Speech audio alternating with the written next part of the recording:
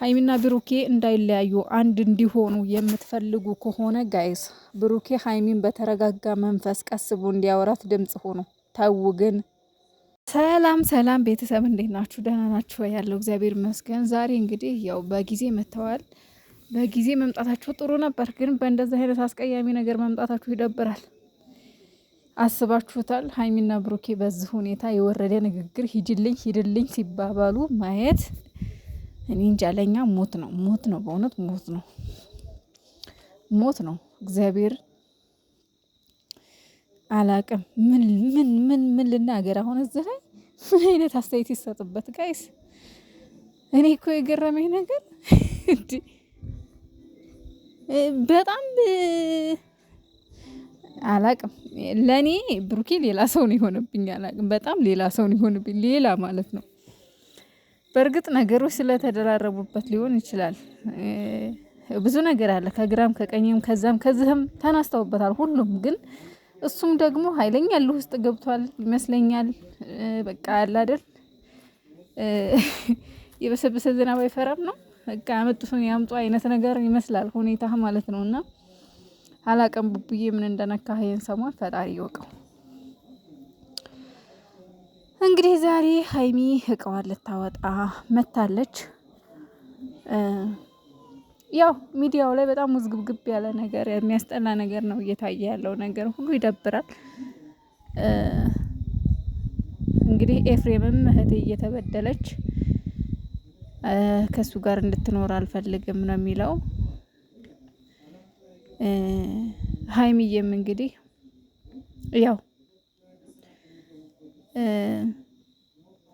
እኔም ከዚህ በኋላ ከሱ ጋር መቀጠል አልችልም፣ ምክንያቱም እሱ ቤተሰቤን አያከብርም እኔንም አያከብርም እያለች ትገኛለች። እንዲሁም ደግሞ ኦዲየንሱም ግማሹ ኤፍሬም ትክክል ነው፣ ግማሹ ብሩኬ ትክክል ነው፣ ግማሹ ሀይሚ ትክክል ናት፣ ግማሹ ደግሞ ሀይሚና ብሩኬ መሀል ማን መግባት የለበትም ይላሉ። እንግዲህ እንደኔ አሁንም አቋሚ አንድ ነው። ወንድም በእህቱ ህይወት ካላገባው ማንም ያገባው ታዲያ ኤፍሬም ያገባዋል ባይነኝ። ግን ደግሞ እንደ ሰውኛ ኤፍሬም እንደ ታላቅነትህ ቀረብ ብለህ ጠጋ ብለህ እስኪ ተነጋገሩ፣ እስኪ ታረቁ ማለት ነበረብህ።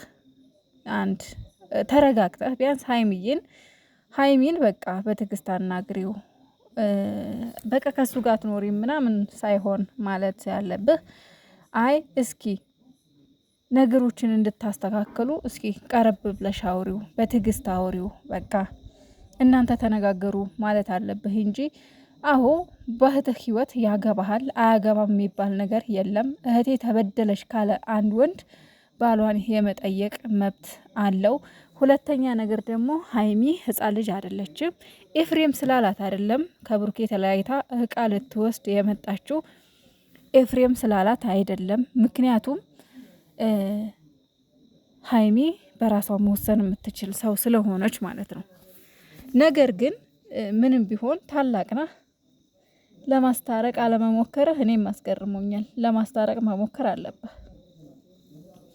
በእርግጥ ያው እዚሁን መጀመሪያ ላይ እዚህ ሁኔታ ለማስታረቅ መሞከር ያለበት መጀመሪያ ላይ እንደነበር ብሩኬ በሌለበት መተህ ያው ሀይሜን መውሰድ አልነበረብህም። ችግሩ አሁን ትልቁ ችግር የመጣው አሁን ኤፍሬምም ቢሆን አሁን ታረቁ ለማለት ብሩኬ እድሉን አልሰጠውም ይሄን ለማውራት ማለት ነው። ምክንያቱም መጀመሪያም ብሩኬ በጣም ተቆጥቶ በጣም ተናዶ ነው ሄደው፣ ትላንትና ድብድብ ደርሰው ነው የሄዱ። ስለዚህ ተነጋገሩና ታረቁ ለማለት ይከብዳል በዛን ሰዓት ማለት ነው። ኤፍሬምም ቢሆን ለምን እሱም ወንድ ነው ምናምን ብሩኬ እንደዛ በጣም ሲቆጣ፣ ለዛ ነው አሁን እኮ ነገሩን አብርደው ያልነው እኮ ብሩኬ በቃ ነገሮች እየተባባሱ እንዳይሄዱ ነው እንጂ ኤፍሬም እኮ ከቤት ሀይሚን መውሰዱ አንድ ጥፋት ነው አውቃለሁ። ነገር ግን በቃ ጥፋት ጥፍቷል አንዴ። ግን ሀይሚን ለማግኘት ብሎ ብሩኬ ለሀይሚ ብሎ ነው ትላንትና መረጋጋት ነበረበት የሚለው ሀሳብ እንትን የሚለው ማለት ነው።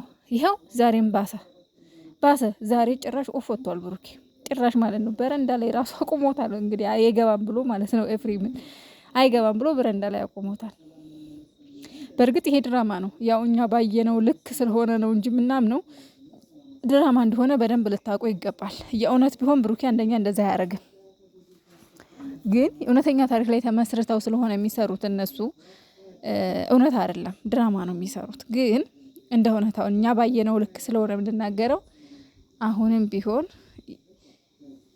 ያለው ነገር በጣም ከባድ ነው ማለት ሁለቱ መረጋጋት አልቻሉም። አንደኛ ሀይሚ ኤፍሬም አንዳንድ ነገሮች ስለ ብሩኬ ሲናገር ታው ተረጋጋ፣ በቃ አለ አይደል ዝም ማስባል መቻል አለብሽ። ታይ ሀይሚ በቃ ታው መጥፎ ነገር እንድትናገረው አልፈልግም። አንተ ወንድሜ ነህ፣ ከጎኔ መቆም አለብህ፣ ክፉ ነገር እንዳይደርስብኝ እንጂ እሱ መናገር አትችልም ብለሽ ለሱ መልስ መስጠት አለብሽ። አጠገብሽ ያው አንዳንድ ነገር መግቢያ ሲሰሩ እየተናገረው ነበርና፣ ሁለተኛ ነገር ደግሞ ከሱ ጋር እንድትኖር አልፈልግም። እንደዚህ እያረጋት ከሀይሚ ጋር ብሩኬ ከሀይሚ ጋር እንዲኖር አልፈልግም ማለት አይችልም ኤፍሬም። ለምን መሰላችሁ? በሀይሚ ህይወት ሙሉ ለሙሉ የመወሰን ጫና እንትን የለውም፣ መብት የለውም። እሷ ላይም ጫና መፍጠርም የለብህም ኤፍሬም። ብሩኬም ደግሞ መረጋጋት አለብህ። ሂጅልኝ፣ ከዚህ ውጭልኝ፣ በቃ የራስሽ ጉዳይ። ይውላችሁ ውዶቼ ምን መሰላችሁ?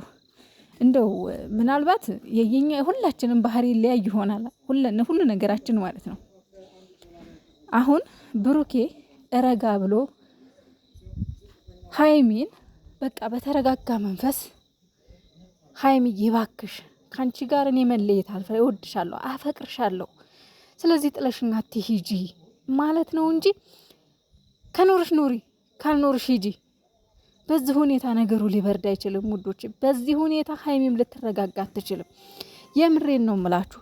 እንደው የሀይሚና የብሩኬን አብሮነት የምትፈልጉ ሰዎች፣ የሀይሚና የብሩኬን አንድነት የምትፈልጉ ሰዎች በፈጠራችሁ እንደው በፈጠራችሁ ምን ያርጋት ከዚህ በላይ አትበሉ።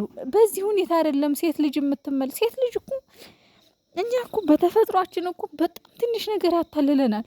በጣም ትንሽ ነገር እኮ ነው የሚሸውደን። በጣም ትንሽ ነገር ማለት ነው። በቃ የኔ ውድ የኔ ፍቅር መባል ራሱ ይሸውደናል።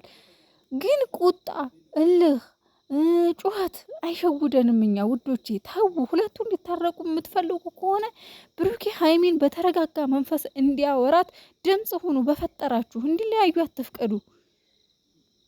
እውነቴን ነው። ለምንድን ነው ወይስ እንዲለያዩ ነው የምትፈልጉት?